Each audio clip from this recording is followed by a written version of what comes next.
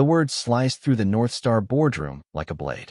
Daniel Whitmore froze mid-gesture, laser pointer still aimed at the projection screen.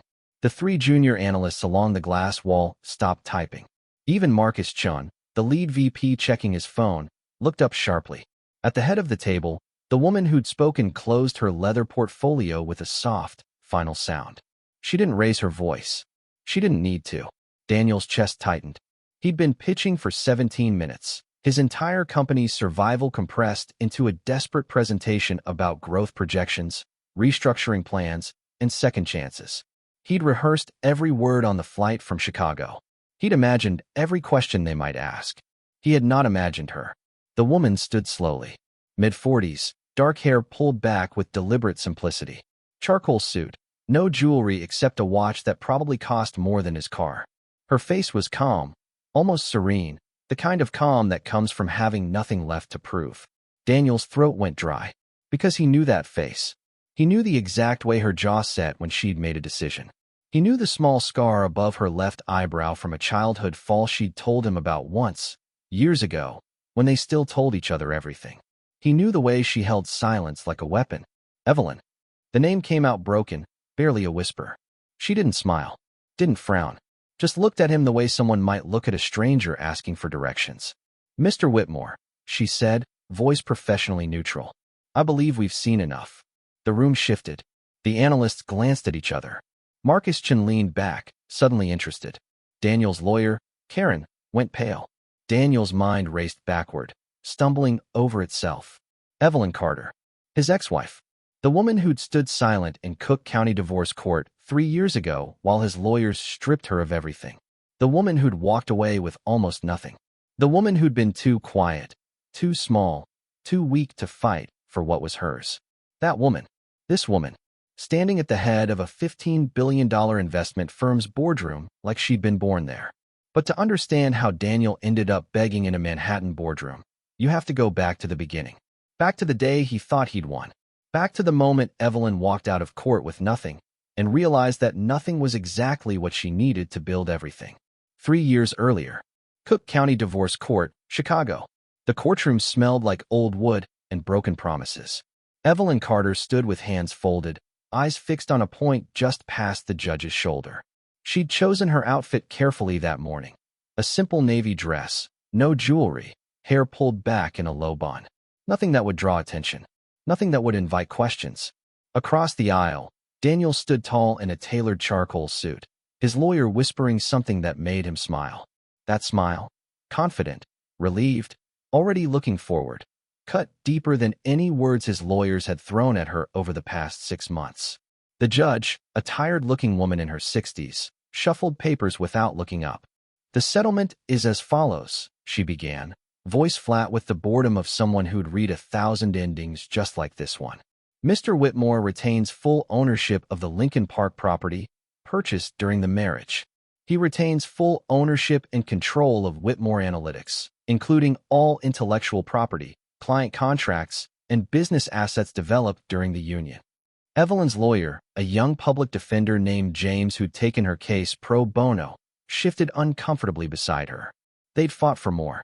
James had argued that Evelyn had supported Daniel through the company's early years, that she'd sacrificed her own career, that she deserved equity.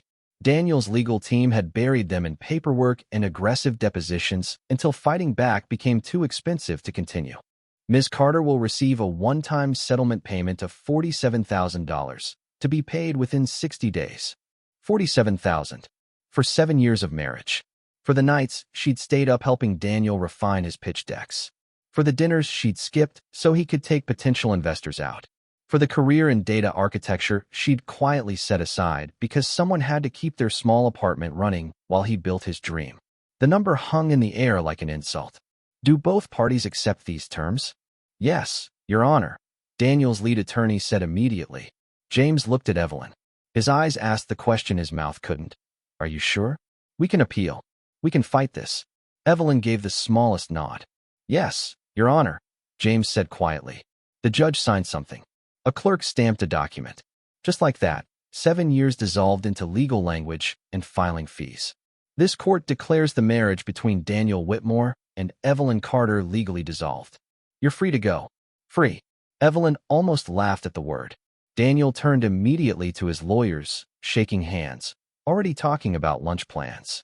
Across the gallery, Evelyn caught sight of a woman in her late 20s, blonde, bright lipstick, designer bag, watching Daniel with the hungry look of someone who'd already claimed what she thought was hers. Amber, the new girlfriend.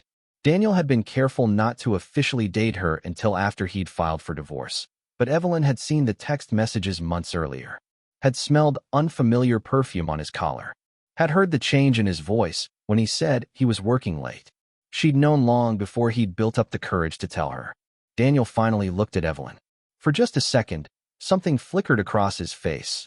Not quite guilt, but maybe its distant cousin. Discomfort. The brief acknowledgement that this should feel worse than it did. Evelyn, he said, walking over. His lawyers hung back, giving them space for what was supposed to be a private moment. I hope you know this wasn't personal. She looked at him, really looked at him, at the man she'd met in graduate school, back when he was anxious and brilliant and full of ideas he didn't know how to execute. Back when he'd told her she was the smartest person he'd ever met. Back when her quietness had felt like safety to him instead of shame. Of course, Evelyn said. Her voice came out steady, clear. I understand. Relief washed over Daniel's face. He wanted this to be easy. Wanted her to be easy. She'd always been so easy. You're going to be fine, Daniel continued. And now his voice had that edge of false encouragement she'd grown to recognize over the past year. The tone he used when trying to convince himself of something. 47,000 is a good start. You can get an apartment, figure things out. You're smart. You'll land on your feet. Smart. He said it like a consolation prize. Like intelligence was something nice to have when you didn't have anything else. Behind Daniel, Amber was checking her phone, already bored. She'd won. There was nothing left to watch. I will, Evelyn said. Daniel nodded, satisfied. He'd done his duty. Been civil. Acknowledged her existence one last time. Take care of yourself, he said, and turned away. Evelyn stood very still as he walked toward Amber, who immediately looped her arm through his and started talking about a restaurant reservation. She stood still as the lawyers packed their briefcases. She stood still as the judge exited through the side door. She stood still as James touched her shoulder gently and said, I'm sorry we couldn't get you more. It's okay, Evelyn told him. You did what you could. James left, looking troubled. Finally, Evelyn was alone in the courtroom. She pulled her phone from her purse, a phone she'd bought herself 2 months ago when Daniel had removed her from their shared plan, and scrolled to Daniel's contact. Daniel Whitmore. Mobile, 312-555-0147. Her thumb hovered over the delete button. She thought about the Daniel she'd married. The one who'd held her hand during her mother's funeral and promised they'd face everything together. The one who'd whispered, I can't do this without you, during the terrifying early days of his startup. That Daniel had disappeared slowly, replaced by someone who needed her less and resented her more with every success. Someone who'd started calling her too quiet at parties, too careful in business discussions, too much like your mother when she suggested he slow down. Evelyn's mother had been a quantitative analyst at a Wall Street firm. Brilliant, methodical, underestimated by every loud man who'd never bothered to see past her careful demeanor. She died when Evelyn was 23, leaving behind trust structures and financial instruments Evelyn hadn't fully understood yet. She tried to explain it to Daniel once, early in their marriage. He'd laughed. Old money networks, he'd said dismissively.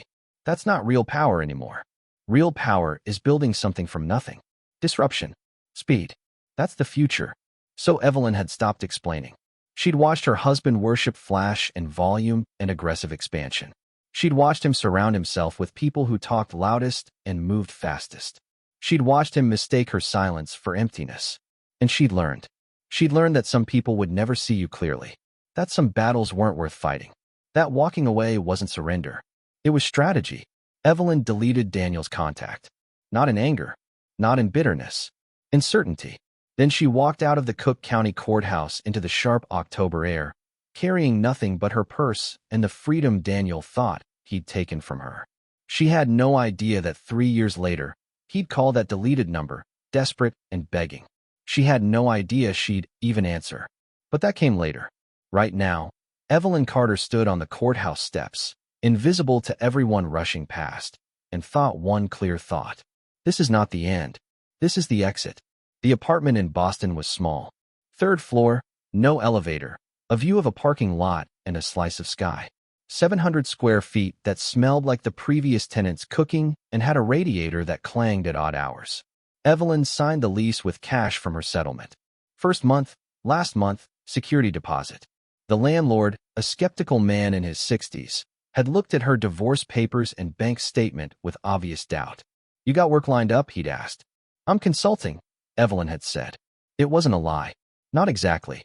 She moved in on a Tuesday with 2 suitcases and a determination so quiet it would have been easy to mistake for nothing at all. The first thing Evelyn did was open her laptop and access an account she hadn't touched in years. A trust account her mother had established before she died, managed by a firm in Lower Manhattan that didn't advertise and didn't take new clients. Evelyn's mother, Margaret Carter, had been invisible in the way that only truly dangerous people could be. She'd worked at Whitfield and Associates, a quantitative analysis firm that advised hedge funds and institutional investors. While her male colleagues fought for credit and visibility, Margaret had built something quieter, a network. Access to deal flow before it hit Bloomberg. Relationships with fund managers who valued discretion over flash. Trust structures that allowed capital to move without noise.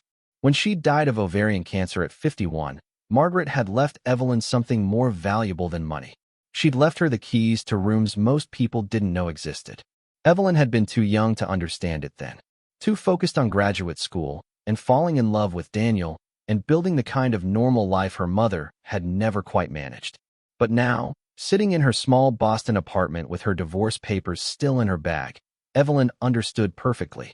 She logged into the trust account. Balance, $1.2 million. Not enough to retire on. Not enough to be flashy. But enough to be dangerous if you knew what you were doing. Evelyn knew what she was doing. The first acquisition was a data logistics company in Providence. Mid-sized, poorly managed, bleeding clients because the owner was going through his own messy divorce and couldn't focus. The company was worth maybe $8 million on paper. Evelyn bought it for $3.2 million through a shell corporation she registered in Delaware. She never visited the office. Never introduced herself to the staff. Just replaced the CEO with someone competent, restructured the client contracts, and watched the revenue stabilize. 6 months later, she sold half the company to a private equity firm for $9 million.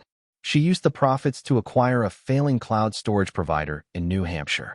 Same strategy, buy distressed, install competent leadership, operate through layers. Daniel had always mocked old money and boring infrastructure plays. He'd wanted rocket ships, exponential growth. Headlines. Evelyn wanted foundations. The unglamorous companies that kept the digital economy running.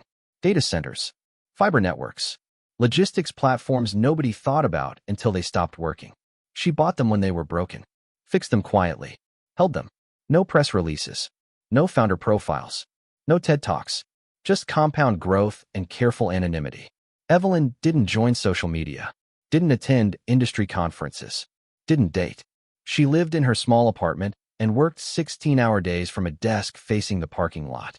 She ate simple meals and wore the same rotation of plain clothes and existed in a space so deliberately unremarkable that she could have been anyone. A consultant, a graduate student, someone's assistant. No one looked twice. That was the point. The financial world operated on 2 levels. The visible level, where charismatic founders gave interviews and raised massive rounds and crashed spectacularly, and the invisible level, where serious capital moved through handshakes and encrypted emails and conference calls that would never be transcribed. Evelyn's mother had taught her to operate on the second level. Let them think you're small, Margaret had told her once, during one of their last conversations before the cancer took her voice.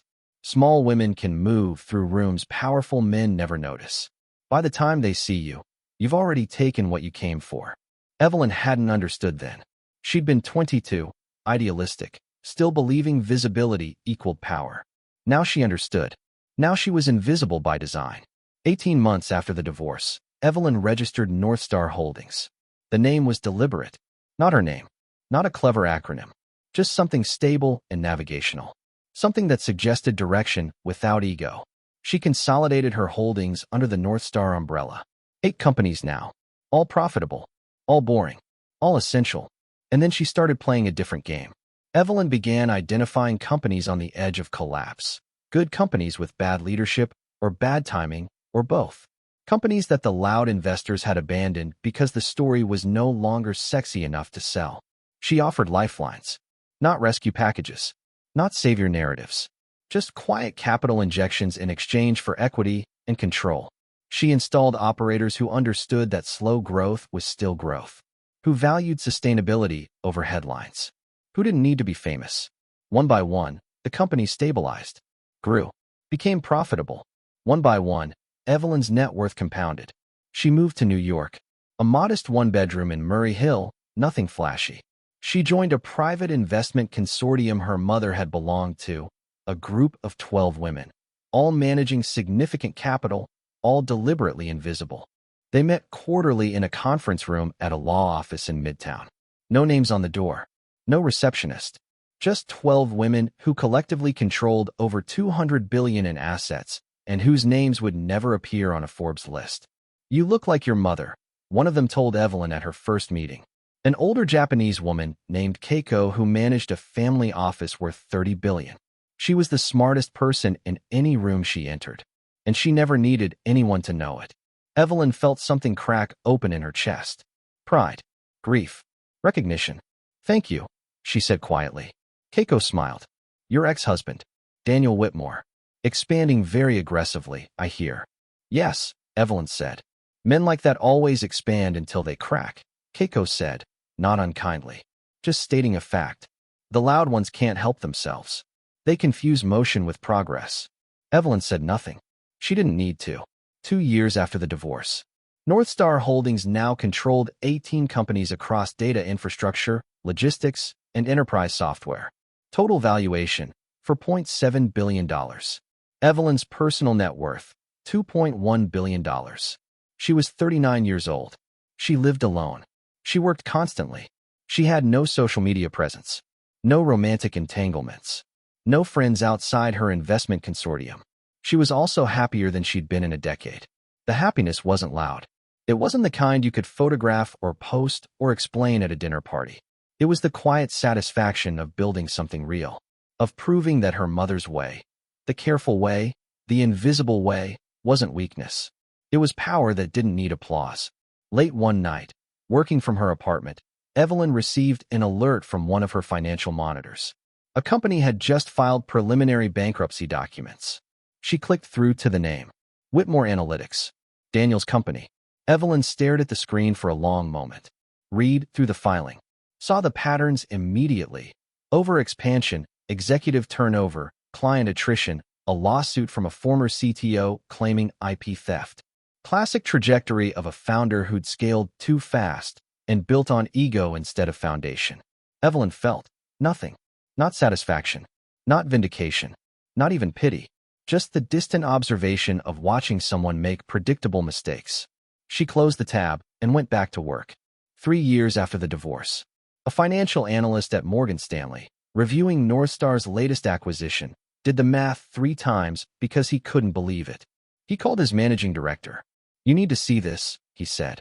The managing director looked at the numbers. Went pale. Who owns this? No one knows. It's structured through layers.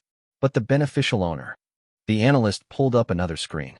Based on the trust documents and the filing patterns, I think it's a woman named Evelyn Carter. The managing director had never heard the name. Net worth, he asked. The analyst swallowed. Conservative estimate? $15 billion. The number hung in the air between them. $15 billion controlled by a woman no one had heard of. No Forbes profile. No gala photos. No keynote speeches.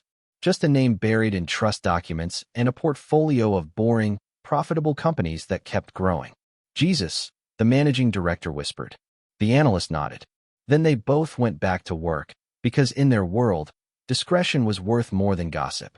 But the whisper started anyway. Quiet. Careful. Moving through the invisible network of people who managed serious capital. There's a woman named Evelyn Carter. Northstar Holdings. $15 billion. No one knows who she is. The whisper reached Keiko, who smiled and said nothing. The whisper reached 3 hedge fund managers who'd watched Northstar outbid them on deals. The whisper reached a desperate investment banker in Chicago who was trying to save a failing tech company and needed a miracle. And that banker added one name to a very short list of firms who might have the capital and risk tolerance to save Daniel Whitmore's collapsing empire. Northstar Holdings. The invitation was sent. And in a Murray Hill apartment, working late on a Thursday night, Evelyn Carter read the email and went very, very still. Daniel Whitmore's second wedding took place at the Peninsula Chicago on a Saturday in May, 11 months after his divorce was finalized. It was everything the first wedding hadn't been. 200 guests instead of 40. A jazz quartet instead of a DJ.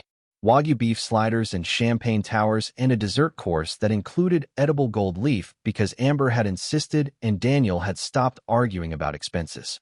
"This is an investment in our brand," Amber had said, scrolling through Pinterest boards at 2 a.m. while Daniel tried to work beside her. "People need to see us as a power couple." Aspirational. Daniel had married Evelyn in a small ceremony at the Chicago Botanic Garden. Evelyn had worn a simple cream dress from Nordstrom and carried wildflowers. They'd honeymooned for a long weekend in Door County because it was all they could afford. He'd married Amber and Vera Wong, and they'd honeymooned in Santorini for 2 weeks, posting carefully curated photos that got thousands of likes. At the reception, Daniel gave a toast that his speechwriter had helped him polish. He talked about second chances and finding your perfect match and building the future together. Amber glowed beside him, 28 years old and radiant in a way that seemed to generate its own light. Everyone clapped. Daniel believed every word he was saying. For exactly 14 months. The cracks started small. An executive Daniel had poached from Google quit abruptly, taking 3 senior engineers with him to a competitor. They claimed hostile work environment. Daniel's lawyers settled quietly to avoid publicity. A major client, a healthcare consortium worth $12 million annually, declined to renew their contract. No explanation, just a polite email thanking Whitmore Analytics for their service. Daniel's CFO, a cautious man named Robert who'd been with the company since the beginning, started scheduling emergency financial reviews. "We're growing too fast," Robert said during one of these meetings, pulling up spreadsheets that showed expansion costs in San Francisco and Austin bleeding red. "We're spending like we're worth 3 times what we actually are." "That's called investing in growth," Daniel said, annoyed. "You have to spend money to make money." "You have to have money to spend money," Robert corrected. "Our burn rate is unsustainable. We need to slow down, consolidate, focus on profitability." Daniel fired Robert 3 weeks later. He hired a younger CFO who understood that conservative thinking was what held companies back. Someone who got that in the modern economy, you either scaled or died. The new CFO, Trevor, was 32 with an MBA from Wharton and absolutely no problem with aggressive expansion. Robert was old school. Trevor told Daniel over scotch at a steakhouse. He didn't understand that the rules have changed. The companies winning right now are the ones willing to burn cash to dominate their market. Daniel nodded, feeling validated. He didn't notice that Trevor's previous company had gone bankrupt. Amber had her own ideas about growth. "You need to be more visible," she told Daniel constantly. Richard Branson didn't build Virgin by hiding in an office. Elon tweets. Bezos does interviews. You need a presence. So Daniel started saying yes to podcast interviews. Started posting on LinkedIn about leadership and innovation and disruption.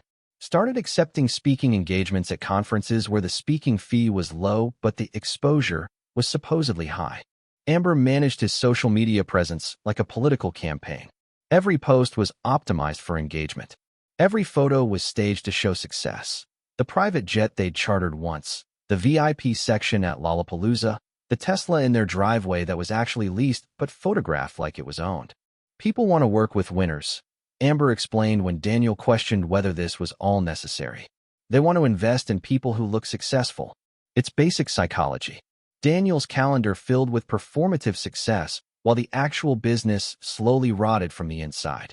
2 years after his second wedding, the lawsuit came from his former CTO, Marcus Webb. Marcus claimed that Daniel had stolen proprietary code Marcus had developed independently and incorporated it into Whitmore Analytics' core platform. He was suing for $40 million in damages and partial ownership of the company. It's bullshit, Daniel told his lawyers. Marcus worked for me. Anything he built was work for hire. His contract says otherwise, his lead attorney explained carefully. There's ambiguity about intellectual property developed outside of work hours using personal equipment. And Marcus has documentation showing he started building this framework before you even hired him. The lawsuit became public. Tech blogs covered it. Marcus gave an interview to TechCrunch describing a toxic work culture where Daniel took credit for other people's innovations. 3 more executives came forward with similar stories. Daniel's PR team went into crisis mode. Amber posted a photo on Instagram of her and Daniel at a charity gala with the caption, "Standing strong together, flexed biceps, red heart, #power couple, #blessed." The comments were brutal. The investors started pulling out slowly, then all at once.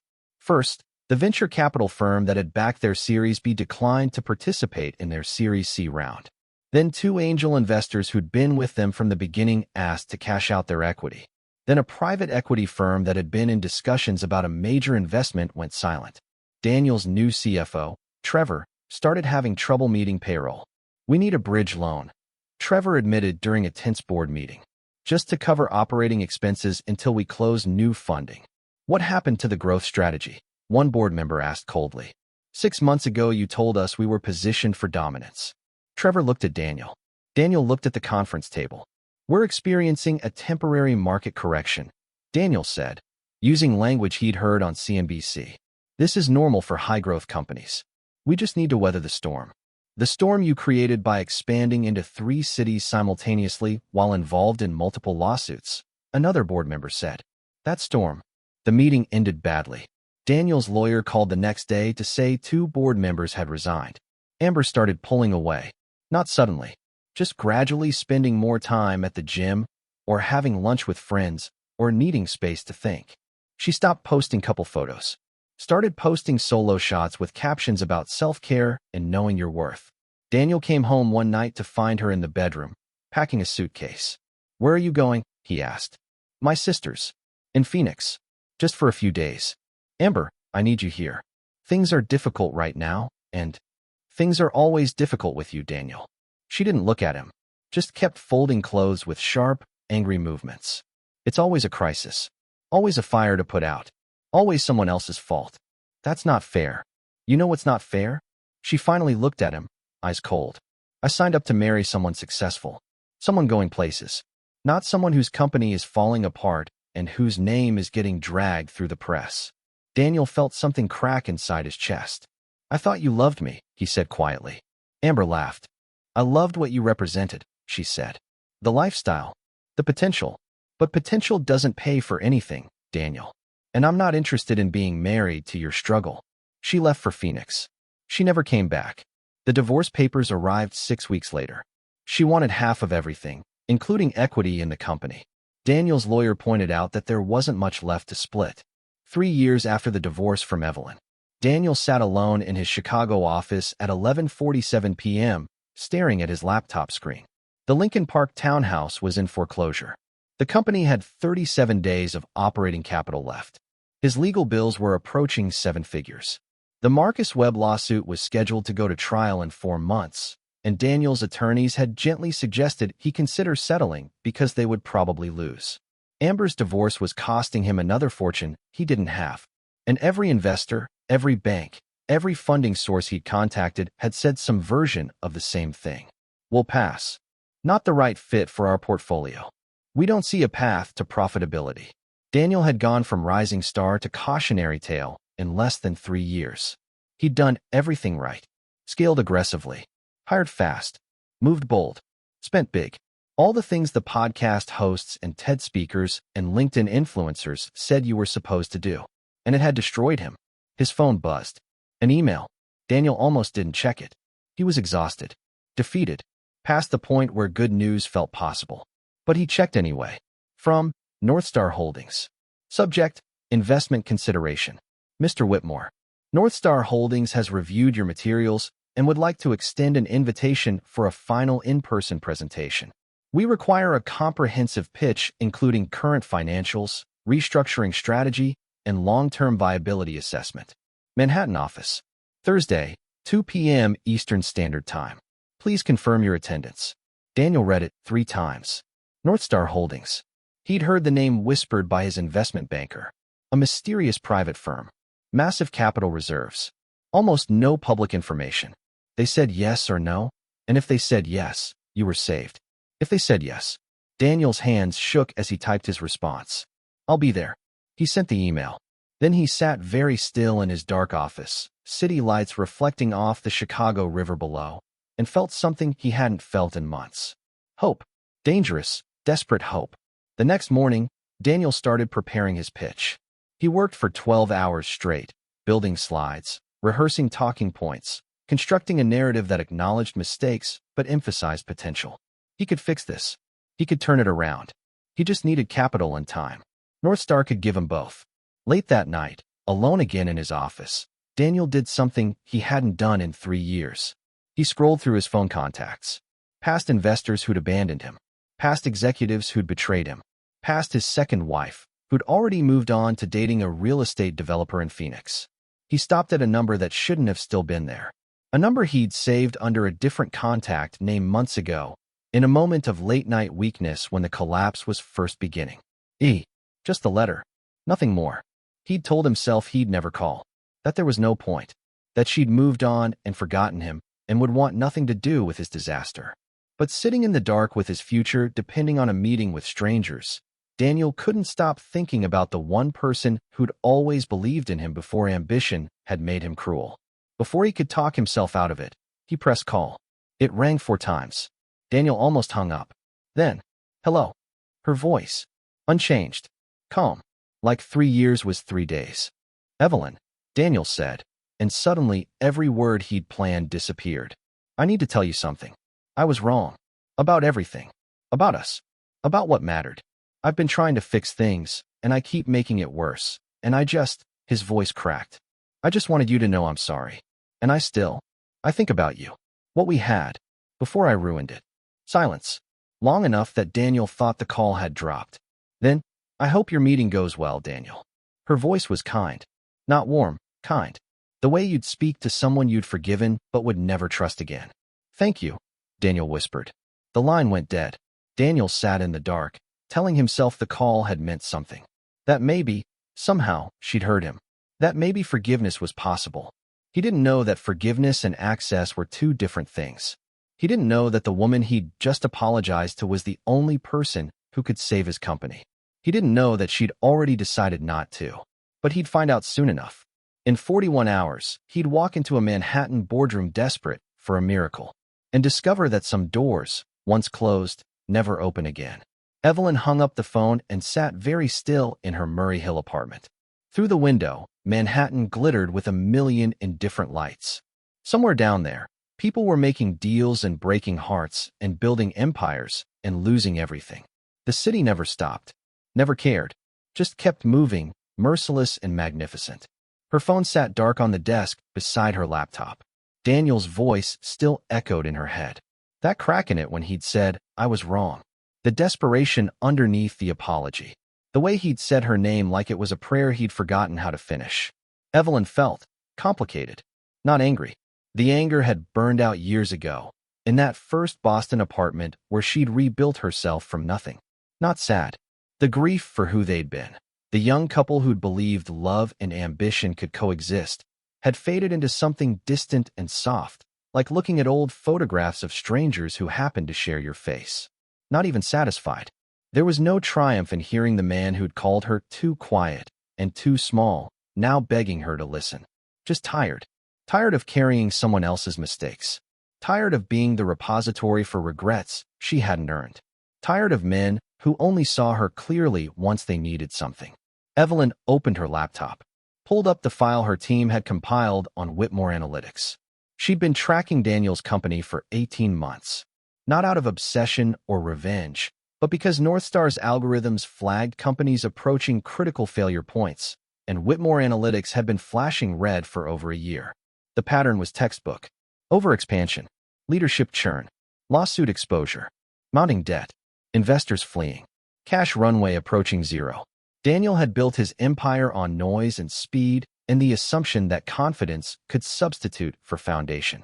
Now the noise was just static. The speed was just panic. and the foundation had never existed. Marcus Chun, Northstar's head of risk assessment, had been the one to flag Daniel's name. "We're being approached by intermediaries," Marcus had told Evelyn 3 weeks ago during their weekly review. "Whitmore Analytics is looking for emergency funding. Multiple sources have suggested we take a meeting. What's our exposure if they collapse?" Evelyn had asked. "None. We have no position in his company or his sector. It's purely an opportunistic acquisition scenario." Evelyn had been quiet for a long moment. Marcus had worked with her long enough to read her silences. "You know him," Marcus had said. "Not a question. I was married to him," Evelyn had said simply. "A long time ago." Marcus nodded, understanding immediately. "Do you want me to decline the approach?" Evelyn had thought about it. Really thought about it. The easy answer was yes. Conflict of interest. Too emotionally complicated. Not worth the mess. But there was something else. Something quieter. A part of her wanted to see it. Wanted to see who Daniel had become when everything he'd built to replace her had fallen apart. Wanted to understand if he'd learned anything, or if he was still the same man who'd equated silence with weakness and visibility with worth. "Set up the meeting," Evelyn had said. "But I want full transparency. He needs to know I'll be there." "Are you sure?" "No," Evelyn had admitted. "But do it anyway." So Marcus had sent the invitation. Vague enough to be professional. Specific enough to be serious. And now, 3 weeks later, Daniel had called her. Had apologized. Had revealed exactly how desperate he was without realizing what he was revealing. Evelyn closed the laptop. She walked to her window and looked out at the city. Somewhere out there, Daniel was probably celebrating. Thinking the call had gone well. Thinking her kindness meant hope. Men like Daniel always mistook kindness for opportunity. The door buzzer rang. Evelyn checked her watch. 11:52 p.m. She pressed the intercom. "Yes." "Evelyn, it's Keiko. I know it's late. Can I come up?" Evelyn buzzed her in. Keiko arrived 3 minutes later, still in the elegant black suit she'd probably been wearing since 6 a.m. At 71, she moved with the unhurried precision of someone who'd never had to prove themselves in a room. "You got the call," Keiko said, settling into Evelyn's reading chair without preamble. "How did you know?" "Because I've known Daniel Whitmore's type for 40 years. And I knew the moment he got desperate enough, he'd reach out to the one person who'd ever actually cared about him." Keiko studied Evelyn's face. "What did he say?" "That he was sorry. That he was wrong. That he thinks about what we had." "And what did you say?" "That I hope his meeting goes well." Keiko smiled. "Perfect. Why perfect?" "Because you gave him exactly what he asked for, acknowledgement, without giving him what he wanted, which is absolution." Keiko crossed her legs. Men like Daniel don't actually want forgiveness. They want their mistakes erased. They want to go back to the moment before consequences arrived and choose differently. But that's not how time works. Evelyn sat on the edge of her desk. "I did forgive him, though. Years ago. I had to, or I'd still be carrying his choices." "Forgiveness and reconciliation are different things," Keiko said. "You can forgive someone and still keep the door closed. In fact, that's usually the healthiest option." "Is that what you did? With your ex-husband?" Keiko had been married once, briefly, in her 20s. She never talked about it. "I did exactly what you're doing," Keiko said. "I built something he could never touch. And then, years later, when he came back asking for a second chance, I said no without anger. Just clarity." She paused. "He's still alive. Still successful in his own right. We see each other occasionally at industry events. We're cordial. But we're not friends, and we never will be. Some doors close forever, and that's not a tragedy. It's just a boundary." Evelyn was quiet for a moment. "Part of me wants to help him," she admitted. "Not because I still love him. I don't. But because I remember who he was before ambition poisoned him. Before he started equating value with volume. Then help him by telling him the truth," Keiko said. "That his company is unsalvageable because it was built on ego instead of foundation. That you can't save someone who hasn't saved themselves first. That the greatest kindness you can offer is honest refusal. He won't see it that way." "No," Keiko agreed. "He'll see it as cruelty. As revenge. As the small, quiet woman getting her payback." She smiled. "Let him. His perception of you has never been your problem." Keiko stood to leave. At the door, she turned back. "Your mother would be proud of you," she said. "She always said the strongest thing a woman could do was know her own value without needing anyone else to confirm it. You've built exactly the life she hoped you would. Don't apologize for it. Not even to the man who didn't see it coming. After Keiko left, Evelyn returned to her window. She thought about Daniel's call, about the Thursday meeting, about the moment he'd walk into that boardroom and realize exactly who held his future. She felt no anticipation, no vindictiveness, no satisfaction, just a quiet, certain knowing. Some men spent their whole lives learning that silence wasn't weakness. Daniel was about to get his final lesson, and Evelyn was about to give it to him. Not because she was cruel, but because some doors, once closed, were meant to stay that way.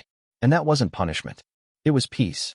The Northstar Holdings office occupied the 43rd floor of a building in Midtown Manhattan that didn't announce itself. No name on the exterior. No logo in the lobby. Just an address that meant nothing to anyone who didn't already know what it meant.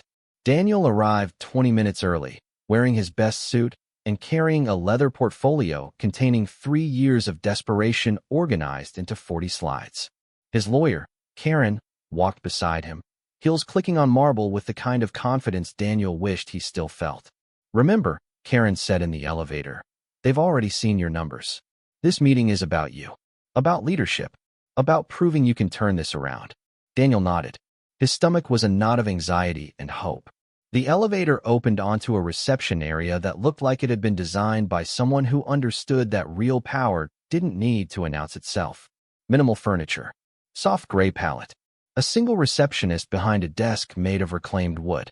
"Daniel Whitmore for the 2 o'clock meeting," he told her. She smiled politely. "Of course. You can go straight through. Conference room at the end of the hall." The hallway was quiet. Floor-to-ceiling windows on one side, showing Manhattan stretched out below. Daniel could see the Empire State Building, the Chrysler Building, the river cutting silver through concrete and steel. He'd come so far, and lost so much. The conference room door was open. Inside, 3 people were already seated. 2 men in their 30s, probably analysts. A woman in her 50s, Asian, impeccably dressed. They all looked up when Daniel entered. Professional smiles. Handshakes. Names he immediately forgot, because his entire nervous system was focused on not showing fear. "Please have a seat," the older woman said. "We're just waiting for one more person." Daniel sat. Karen sat beside him. He opened his laptop, connected to the display screen, pulled up his presentation. "Can I get you anything?" the woman asked. "Water? Coffee?" "Water would be great," Daniel said. One of the analysts left to get it. Daniel's hands were shaking slightly. He put them in his lap where no one could see. The analyst returned with water in a glass that probably cost more than Daniel's monthly car payment used to be. "Thank you," Daniel said. "Of course." They waited. Daniel checked his watch. 2:02. "Should we start?" he asked. "Just another moment," the woman said, glancing at the door. 2:03. Daniel could hear his own pulse. 2:04. Footsteps in the hallway. Measured. Unhurried. The door opened, and Evelyn Carter walked into the room. Tom did something strange. Stretched and compressed simultaneously. Daniel's brain tried to process what he was seeing and couldn't make it make sense. Evelyn. Same dark hair, though styled differently now. Same careful posture. Same face that he'd woken up next to for 7 years and then spent 3 years trying to forget. She wore a charcoal suit that looked like it had been tailored specifically for her body. No jewelry except that watch. He couldn't see the brand from where he sat, but it looked expensive in the way that truly expensive things do, by not trying. She was carrying a leather portfolio identical to his. She looked at him. No shock. No surprise. Just recognition. Like she'd known he'd be here all along. "Evelyn." Daniel's voice came out wrong. Too loud. Too confused. "What are you?" "Mr. Whitmore," she said, voice professionally neutral. "Thank you for coming." She walked to the head of the table. Not to an empty chair along the side. To the head. The chair that meant authority. Decision-making power. Control. She sat. Everyone else in the room shifted their attention to her. Deferred to her. Waited for her. Daniel's brain finally caught up. The older woman. The analysts. They weren't the decision-makers. They were Evelyn's team. "I'm sorry," Daniel said, though he didn't know what he was apologizing for. "I don't understand. What are you doing here?" Evelyn set down her portfolio. Folded her hands on the table. "I'm the principal owner of Northstar Holdings," she said simply. "This is my company." The room tilted. Daniel looked at Karen. Karen looked pale. Shocked. She'd done due diligence on Northstar. She'd researched the ownership structure. She'd found nothing, because there was nothing to find. Evelyn had built this empire in the shadows, deliberately, methodically, while Daniel had been posting on LinkedIn and chasing headlines and marrying someone who loved his potential more than his person. While Daniel had been expanding recklessly and burning money and destroying the foundation of everything he'd built, Evelyn had been doing this. $15 billion of this. Daniel couldn't finish the sentence. His mind was racing through every conversation they'd ever had. Every time he'd called her unambitious. Every time he'd mocked her quietness. Every time he'd suggested she was holding him back. How long? I started building Northstar 2 months after our divorce, Evelyn said. I've been operating it for 3 years. 3 years. The entire time Daniel had been rising and falling and crashing, Evelyn had been here. Building. Growing. Becoming someone he'd never imagined she could be because he'd never bothered to imagine her as anything other than what he'd needed her to be. Why didn't you tell me? Daniel asked. Evelyn's expression didn't change. You didn't ask. It was true. After the divorce, Daniel had never once checked on her. Never wondered how she was doing. Never considered that she might be doing anything other than struggling with the $47,000 he'd left her with. He'd assumed she was small because he'd needed her to be small. Mr. Whitmore, Evelyn said, and her voice was still calm, still professional. But there was something underneath it now, something that felt like bedrock. You sent us materials requesting emergency funding for Whitmore Analytics. We've reviewed your financials, your legal exposure, and your operational structure. Do you have anything to add to what we've already seen? Daniel's presentation was still on the screen behind him. 40 slides about turnaround strategy and market opportunity and leadership vision. It all felt ridiculous now. Evelyn, he said, dropping the formality, trying to find the person underneath the executive. Please, I know this is strange. I know I don't deserve. I know I hurt you. But this isn't about us. This is about the company. About 200 employees who'll lose their jobs if we don't get funding. About you. Evelyn interrupted. Her voice was still calm. This is about you, Daniel. Because companies don't fail. Leaders fail. And you fail because you built Whitmore Analytics the same way you built our marriage. On ego. On speed. On the assumption that wanting something badly enough was the same as deserving it. The words hit like physical blows. Karen shifted uncomfortably beside him. That's not fair, Daniel said. You don't know what it's been like. The pressure. The competition. I made some mistakes, yes, but you made a mistake when you hired Trevor as CFO after firing Robert for giving you good advice, Evelyn said. You made a mistake when you expanded to 3 cities simultaneously without adequate capital reserves. You made a mistake when you used company resources to fund a lifestyle you couldn't afford because you were more concerned with appearing successful than being successful. She'd done her homework. Of course she had. Evelyn had always done her homework. But those aren't the mistakes that brought you here, Evelyn continued. The mistake that brought you here is the same mistake you made in our marriage. You thought silence was weakness. You thought careful was cowardly. You thought the people who moved slowly were the ones who didn't matter. Daniel couldn't speak. My mother was a quantitative analyst, Evelyn said. Did you know that? You mentioned it once, Daniel said quietly. I mentioned it dozens of times. You forgot because you didn't think it mattered. She wasn't famous. Wasn't flashy. Just someone who understood that real power is built in the places loud people don't think to look. Evelyn opened her portfolio, pulled out a single sheet of paper. Your company is worth negative $43 million when you account for legal liabilities and contractual obligations, she said. The Marcus Webb lawsuit alone will cost you more than your annual revenue. Your client retention rate is at 37%. Your employee turnover is at 62%. Your leadership team has no one with more than 18 months of tenure. She slid the paper across the table. These are the facts. This is what you built. Daniel looked at the numbers. They were brutal. Accurate. Undeniable. So you're saying no? He said flatly. I'm saying this meeting is about risk assessment, Evelyn said. And you are the risk, Daniel. Not the market. Not the competition. You. Because you never learned the difference between confidence and competence. Between ambition and discipline. Between wanting to be seen as powerful and actually building something that matters. Her voice was still calm. Still kind, even. That was somehow worse. We're done here, Evelyn said, standing. Wait. Daniel stood too. Desperate now. Evelyn, please. I'm sorry. I'm sorry for everything. For how I treated you. For what I said. For throwing away what we had. But don't let that punish 200 people who've done nothing wrong. Please. Evelyn looked at him for a long moment. I forgave you years ago, she said quietly. I forgave you because holding on to anger was hurting me more than it was hurting you. I forgave you because I needed to move forward, and you can't do that while you're still fighting old battles. Hope flickered in Daniel's chest. But forgiveness doesn't mean reconciliation, Evelyn continued. And it doesn't mean access. You're asking me to invest $15 million into a company that will fail regardless of funding because the foundation is rotten. You're asking me to save you from consequences you created. And I won't do that. Not because I'm angry, but because it would be a disservice to you and everyone involved. A disservice? Daniel's voice cracked. How is letting my company die a service?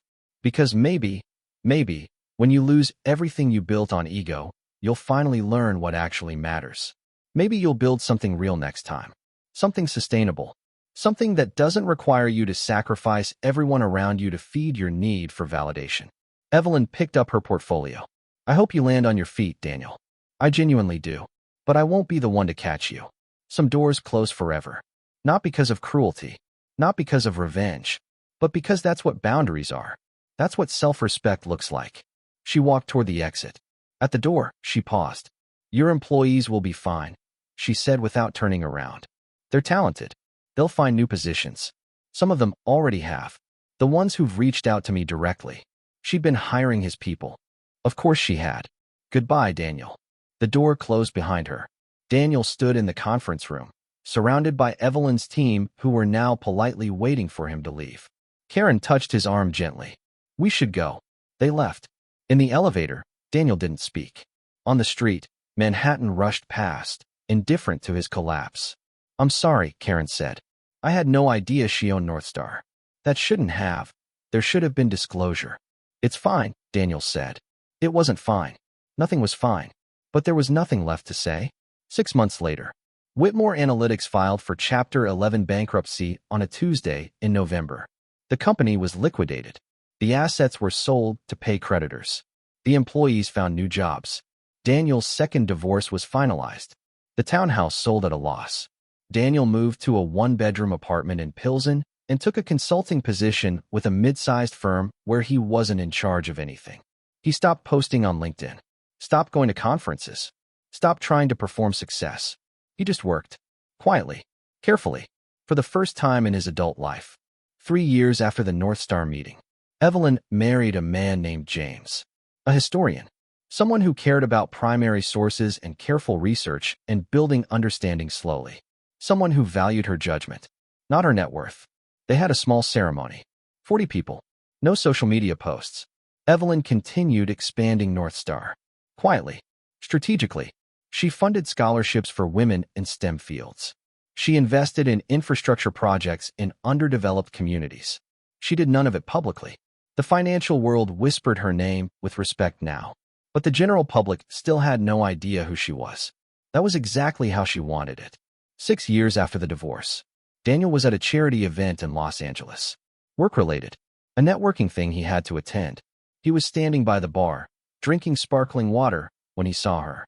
Evelyn, talking to a group of people near the silent auction tables. She was laughing at something someone had said. She looked happy, comfortable, like someone who'd found exactly where she belonged. Their eyes met across the room. Evelyn's expression didn't change.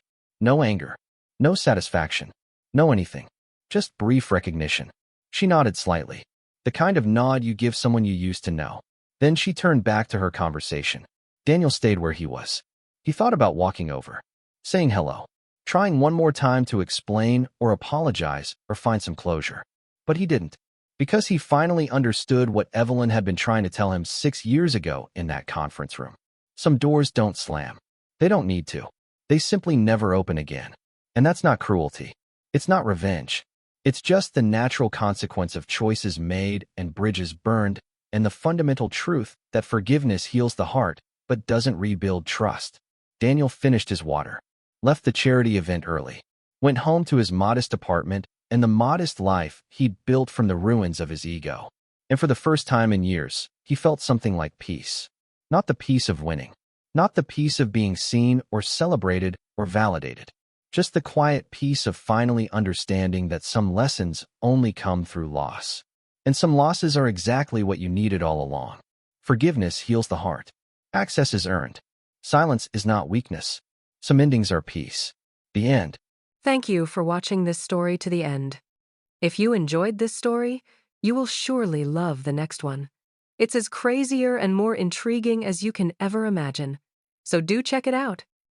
Subscribe, like, and click on the image showing on your screen right now to watch the next one.